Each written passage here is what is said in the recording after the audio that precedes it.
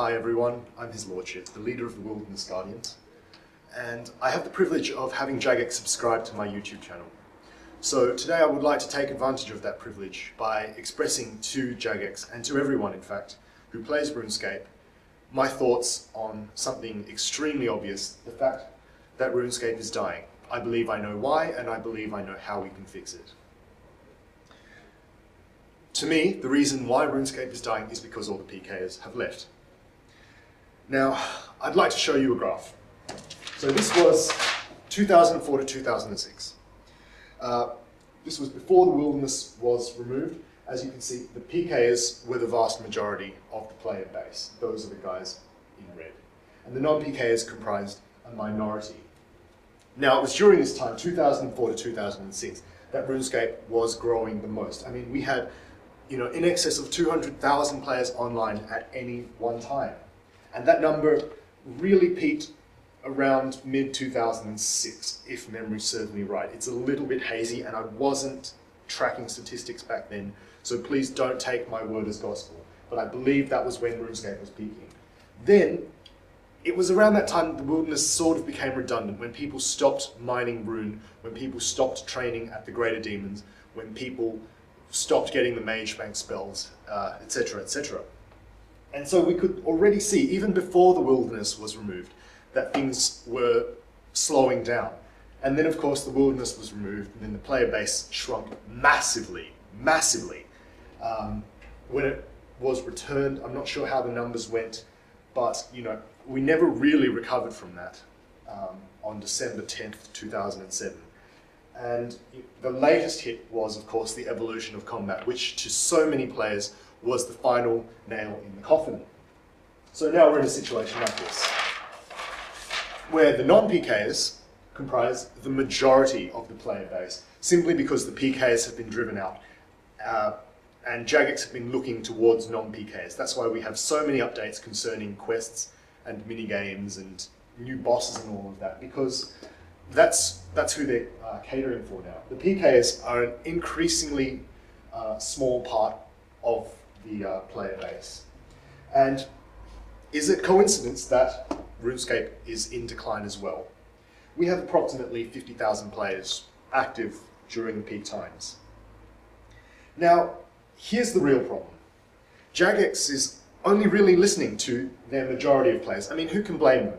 They're the non-PKers. And they have completely ignored all of their ex-players and ignored the reasons why those ex-players have left. Because if you have a look at their community management team, they're reading the forums and they're getting all these posts about, how drop rates and all these things and citadels should be improved. And they've forgotten that really that blue bit and that blue bit is pretty much the same amount of players. So by far the most players that RuneScape ever had were the PKs. So if we're to get out of this problem, we need to bring the PKs back. So, Jagex listening to skillers all the time leads to crap updates like those bloody unicorns that have just come out. I don't even want to go there. Anyway, why aren't the alarm bells sounding, Jagex? I mean, why do you think the way forward is with these skills, these quests, these minigames, which really have no real meaningful impact on who you really should be targeting? Now, RuneFest in particular was depressing, especially that segment that I personally went to on RuneScape 2014. I mean, those things, they're really cool. I love those ideas. But they mean absolutely nothing compared to this epidemic that we're facing. Do you really think, for example, a church of you is going to make RuneScape competitive in the gaming industry? Now, you could say that this decline in players has nothing to do with PKing at all. I mean, I can't prove that PKing and this decline are necessarily correlated. But, the counter-argument is that, oh, well, the game industry is different now. RuneScape is in a very different environment. But if you think about when RuneScape was growing, it was still competing with games like World of Warcraft, MapleStory. I believe Guild Wars came out in 2005. And it was, during all these times when it had even, as much competition as it does now, it was still growing. So I'm not buying the fact that the industry is different. Now, where was I? Sorry, I've got to use these notes because there's been so much on my mind. I mean, we've been trying to warn you. This PKing community has been trying to warn you for years. And the fact is that the more that the non-PKing community grows, the less you listen to us. That's why we did not get a single planned update for 2014. I mean, we had warbans in 2013, but I'll get into that later. But you see, the more this part shrinks, the harder it's going to be for you to change later on. Now, if you don't believe me in terms of how many PKers you could have kept in this game or could have recruited into the game, all you have to do is take a look at RuneScape 07. Now, when RuneScape 07 was first released, it was on par in terms of player numbers as the EOC equivalent. Now, that was factoring in the fact that people had to retrain their accounts, that we had inferior graphics, we had less content updates, we had less existing content, we had no free-to-play, and there was a lot of grinding involved in the game. Now, despite all that, we managed to get the same amount of players, mostly PKers, as mainstream RuneScape. Of course, RS07 is dying now because of those factors that I listed above.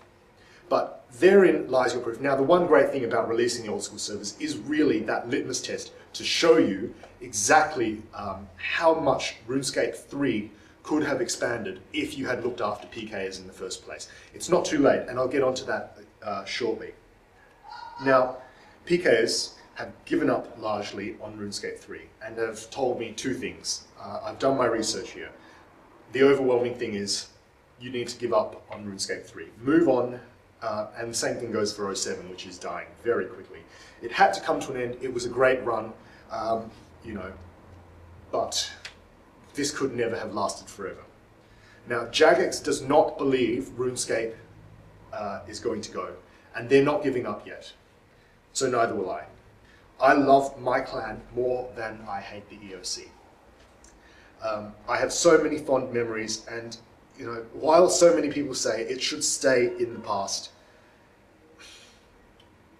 why should it? I mean, it's such a good thing. It doesn't necessarily have to be over. I mean, I find that to be a really feeble argument. If you enjoy something, you want to get as much of it as you can. And then there's a whole demographic of players who say RuneScape 07 is really the future for PK. Don't worry about fixing RS3. EOC killed it, it's not worth it. We have a better chance of surviving in 07 where the gameplay was functionally better even though everything else was working against us. So let's invest more resources in RuneScape 7. Now, I don't believe that's going to happen because it's not competitive in today's music industry. You know, decades ago, how long ago was it? 98 when Age of Empires 2 came out.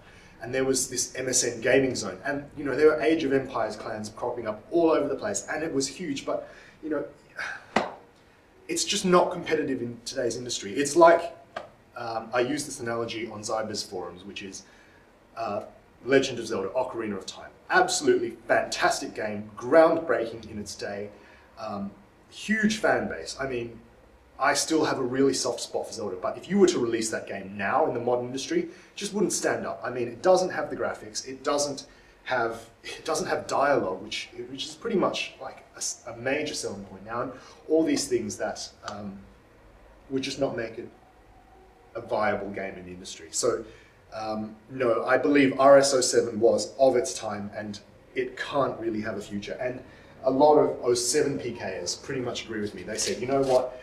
Yes, let's just revive it and sprint it out to the end. It's going to be the last breath, our swan song. But, and you'll remember that I made a video a couple of months ago, a few weeks before 07 servers came out saying, you know what, I'm not so sure about this. It's going to kill the clan world just because of all this division and, well, yeah, I mean, all the clans went back to 07 to PK. And now what we have is Jagex not bothering with PKing at all in RS3. And I mean, come on, let's not lie to ourselves. RS3 has a better chance of a future than RS07. That's something that you've got to face. So if we want real growth in this game, we need PKs. And the single greatest barrier to that is the EOC. You told us it's not going to go away. And I can see all of your reasons why. I mean, the PVM aspect of EOC, I suppose, is really good. Anyway, we have to deal with the fact that you're not taking it away. That is a problem, but I think there still is a solution despite the overwhelming dislike of the EOC by the PK community. Hopefully, there is a solution. And I've got a couple of points here that I need to mention. One is to stop getting 100% of your content advice from these people. I mean, a game that ends with maxing levels and hoarding wealth is not going to be a good game in today's industry. I mean, all the tendencies with Call of Duty and all these Xbox Live games is player versus player, in that respect. And that's what made RuneScape big. I really don't understand why you went down that particular avenue. Was it just a couple of people who, I don't know. But the more you listen to them, the more you will ignore these guys. And they far outnumber these guys, even though the skillers and non PKs will speak out more loudly on the forums.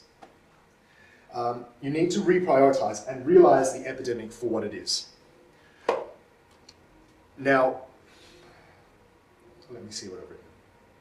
Oh yeah. Okay, I need to ask you, what is the point of spending all of these resources and manpower on a quest or a minigame or a graphical update, which is going to, moderately please some people and give them a little bit of extra gameplay, maybe a couple of hours. I mean, a quest will take a couple of hours to finish, and you spend all of those hours on it, and that's going to be for, what, the 50,000 non-PKs. So you're satisfying them for a couple of hours by spending all these resources on a quest.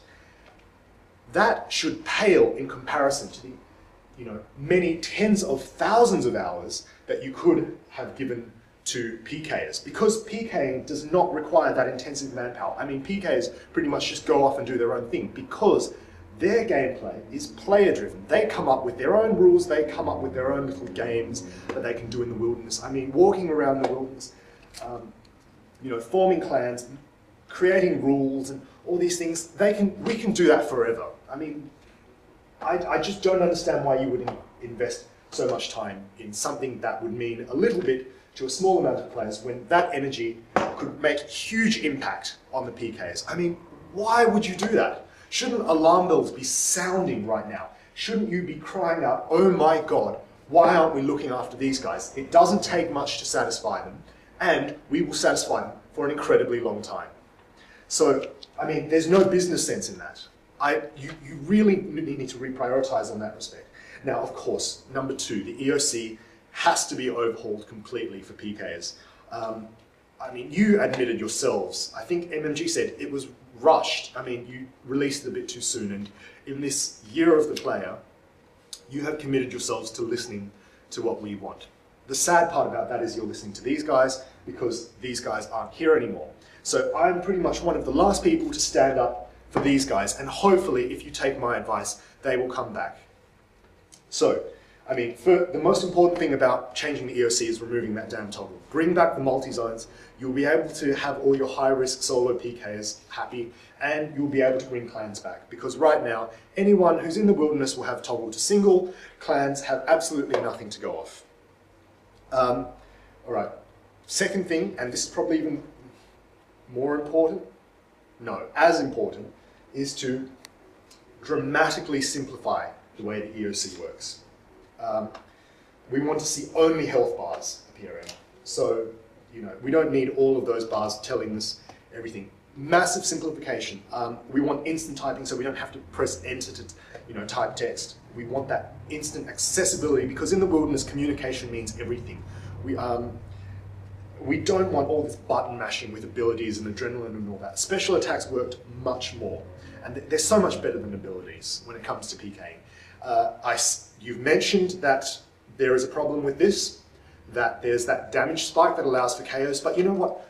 Who cares about a couple of players getting KO'd? The special attacks will wear out in time. There is a cooldown period, so what? I mean, 2 or 3 people die instantly, but it's far better than the system that we have now. And no one really complained about special attacks before the EOC. So I just don't understand what your reluctance is there. Anyway, you've been listening to veterans too much as well. I mean, you need to scale this right back. I myself have been playing for 10 years now. I've been leading my clan for 10 years as well. And I logged into RS3 recently, and it's just overwhelming. I mean, you've really made RuneScape now for players who are veterans and who know the game so well that they can adjust. I mean, can you imagine what it would be like for a new player to... I mean, surely you've done your market research, and I don't know what those results have shown you, but how can you possibly justify that incredibly complex interface and that combat system? I mean, okay, no, I need to think that through a little bit more before I go on that rant. But scale it right back. It's just too complex. There will be, if you want to talk to the PKing community about it, there are quite a few of us who will tell you exactly what is wrong with the EOC. So come and speak to us. I mean, you will be met with a lot of hostility because the people I've been speaking to are so upset with RS3 and the EOC that they have absolutely given up, and under no circumstances will they switch back. So I'm one of those rare people that might give it another shot if things are fixed. And I want to, because RS07 is dying and they're, you know, I don't want to lose my clan. So anyway, scale it right back. The final thing that you need to do is add the resources. Remember that huge appendix that I gave you in regard to the wilderness biography that was made a couple of, well, 2 years ago now. Yeah, we made this 40-something page document, handed it to you. I mean, it's there's a link to it on the appendix thing on YouTube if any viewers want to look it up. Add those resources in. They're really important. Now, Modmark, you said you acknowledge that PKs are suffering, but you don't want to introduce this idea of luring skillers into the wilderness just to die. Now, I appeal directly to you to reflect hard on that statement. PKs simply cannot fight themselves, and I'll show you why. Okay, let's simplify the clan world to just 5 clans. There is Clan Alpha, Clan Beta, Clan Gamma, Clan Delta, and Clan Epsilon. Okay, so with no skillers or small teams or solo PKs to hunt, pretty much it's clan versus clan, right? Now, these are ordered in terms of strength. So Alpha's the strongest and Epsilon is the weakest. Now, these clans are all going to be fighting each other. Epsilon, being the weakest, is going to keep losing its fights. All of their members are going to get really upset, and that clan's going to close. They'll say, you know what, it's not worth it, because we're not winning anything. We're too weak to take on the other guys. So all of those members are going to get redistributed to these guys. And guess what? We now have a new smallest clan, which is Delta. So they're going to keep losing their fights. All of their members are going to redistribute. And that's the way that the clan world in RS07 has died recently. And before that, the clan world in RS2. Right now, I think we have about 3 or 4 active clans left. Mine is not included. We've been too inactive to count. But we're hanging in there, only just. So that's why clan versus clan simply can't exist, and PKs just can't live on their own. We need something at the bottom so that even the weakest clan has something to work off.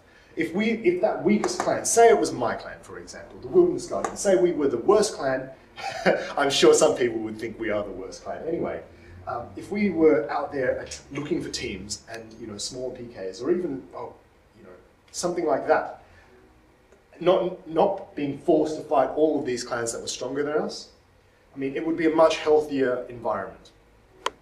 So resources are the important thing. And please do not do what you did to warbands. I think that was my last point. Yeah, I mean, don't repeat warbands. Keep it simple. We're not asking for a minigame. I mean, warbands was pretty much a minigame in the wilderness. You've got too much control over our gameplay. We don't like that. I mean, even the world event, which is going to include PvP, as you said at RuneFest, is still too much control. Put some rocks in the wilderness, put some gemstones in the wilderness, or something, or some sort of beast that you can kill for EXP. That's all we need. I mean, all these empires of clans and PKs, they will make up their own systems. You can leave it to us. That's part of the fun of the wilderness. Don't take away that element of freedom from us. Yes, so warbands also failed because PKs obviously were too small to tackle these huge PVM clans that just banded up and destroyed anyone that tried to PK them. So what you need to do is start introducing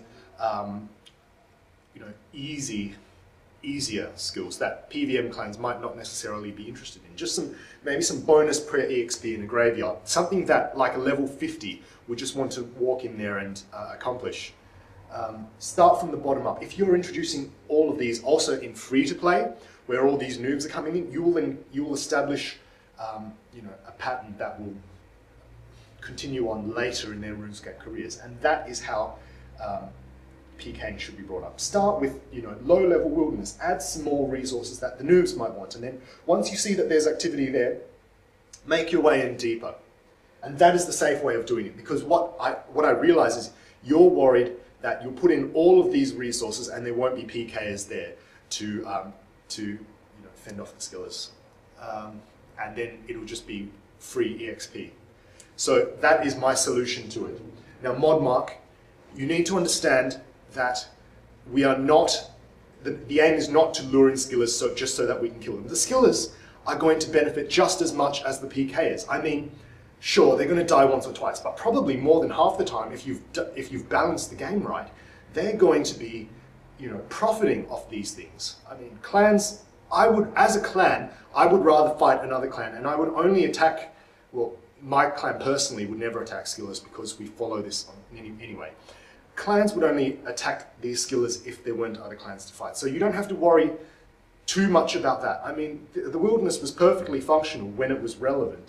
So I think a bit of trust on your part, and then you can always tweak experience and resources if you feel that it's not working. But the point I'm trying to make is you don't have to worry about us, brutally massacring skillers. Sure, they'll be hunted, but most of the time they're going to be safe. And it is the riskiest part of the game, so you have to make it the most rewarding part of the game too. There's no other way to put it. Now, I hate being the guy that said I told you so, but we predicted this decline in PKs 2 years ago when we made the Wilderness Biography. It has come to a stage where RuneScape 07 has a shelf life of a couple of months at best, maybe 3 months or so. I can't see into the future, but I don't see it going for much longer. It looks pretty grim. Now, I need you to treat this as an epidemic. Just stop with all this crap about quests and minigames and graphical updates and holiday items and all of that stuff, and realize that we don't have much time left.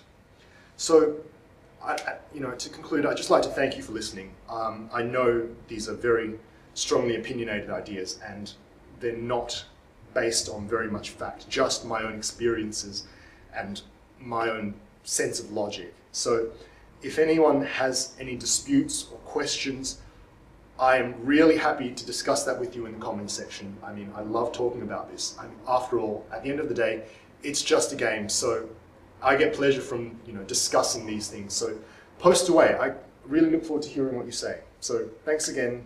All the best, guys.